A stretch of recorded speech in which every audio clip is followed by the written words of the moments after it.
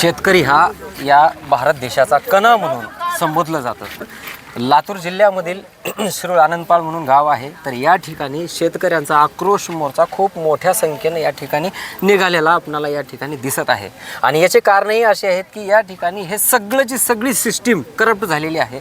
प्रत्येकजण फक्त आणि फक्त या शेतकऱ्याला हाताशी धरून त्यावरती अन्याय आणि अत्याचार करतं. कारण की सगळ्यात शांत जात म्हणजे ही शेतकऱ्याची जात आहे. त्याला छेडलं तरी कोण काय बोलणार नाही. खरंच प्रशासनानं ही गोष्ट लक्षात घेतली पाहिजे की आत्ताचा शेतकरी हा शांत बसणारा शेतकरी नसून तो आपल्या न्याय आणि हक्कासाठी लढण्यासाठी तो तयार आहे. आणि माझ्यासोबत माझ्या बाजूला आहेत सर, हे आपल्या भ्रष्टाचार समितीचे अध्यक्ष आहेत. सर, मी आपल्याला विचारणार आहे की याच्यानंतर ज्या काही अशा काही घटना होणार आहेत तर त्या ठिकाणी आपलं काय मत असणार आहे? आम्ही पूर्ण महाराष्ट्रामध्ये आता आमची एकमेव अशी मोहीम आहे.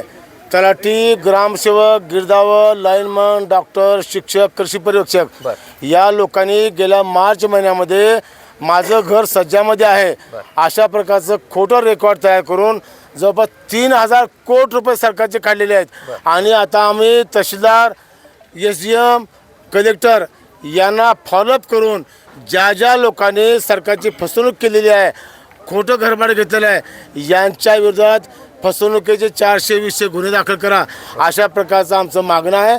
आणि आत्तापर्यंत जे त्यांनी खोटं घरभाडं घेतलेले आहेत त्यांच्या प्रायव्हेट फंडामधून हे पैसे वसूल करा अशा प्रकारचं मागणी करतो आहे. नंबर 3, यापुढे कुठल्याही शेतकऱ्याला फेरफारसाठी पैसे देता येणार नाही, यासाठी कोणाला त्रास होणार नाही. आणि म्हणून आता आम्ही सरकारकडे निवेदनाची पद्धत बंद करून जो तलाठी त्रास देईल या तलाट्याला त्याच ठिकाणी याच्या तोंडात काळापासून त्याची गाडापासून धिंड काढायचे निर्णय आम्ही घेतलेले आहेत.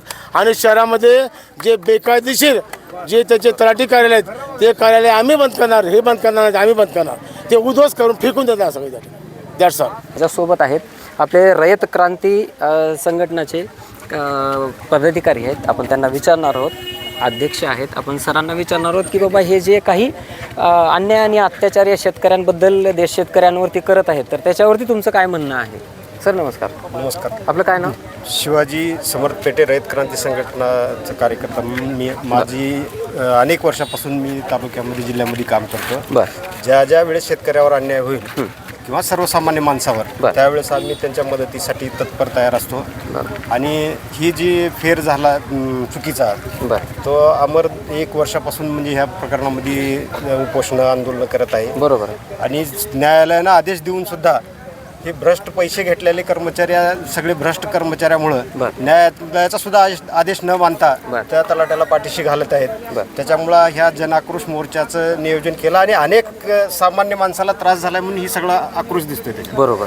आणि व्यवस्थेमध्ये असं झालं की पैसे दिल्याशिवाय काहीच होत नाही, एक आता मानसिकता होईल. बरोबर. सामान्य माणसाला कुणाकडे जायचं आणि कुणाला पैसे द्यायचं त्याला लुटायलाच बसलेत सगळे. बरोबर.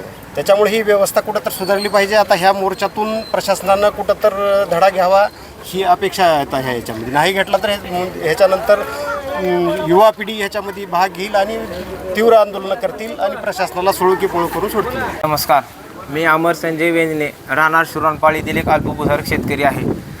मी आज शिरानपाळीतील भ्रष्ट अधिकाऱ्यांच्या विरोधात आज दिनांक 3/8/2026 रोजी भ्रष्ट अधिकाऱ्याचे दहन करण्यासाठी येथे त्यांचा पुतळा घेऊन आलेला आहे.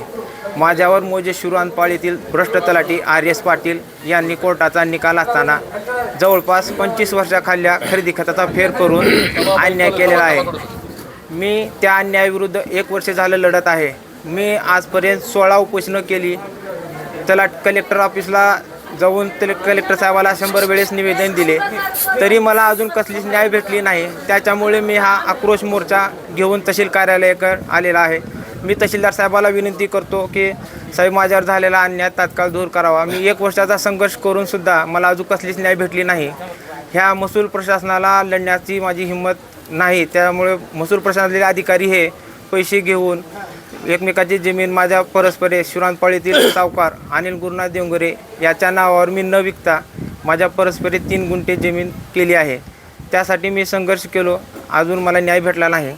म्हणून मी आज शिरानपाळीतील शेतकरीच्या सहाय्याने तहसील शिरानपाळ कार्यालयावर शेतकरी भव्य आक्रोश मोर्चा घेऊन आलेला आहे. तुम्हाला जर न्याय नाही भेटला तर तुमचं पुढचं पाऊल काय असेल? ह्याच्यानंतर पाऊल बुटं मारणं पाऊल आहे. जे भ्रष्टाचारी अधिकारी आहेत त्यांना बूट मारायचं पाऊल आहे. बाकी आता आमचे मार्ग सगळे संपलेले आहेत. आता तहसीलदार साहेबांच्या पुढे विनंती नाही, आता बूट मारा आंदोलन आहे, जोडे मारा आंदोलन आहे. आता आम्ही आता निवेदन देणार नाही. माझं निवेदन साहेबाला गेलेले 2 दिवसात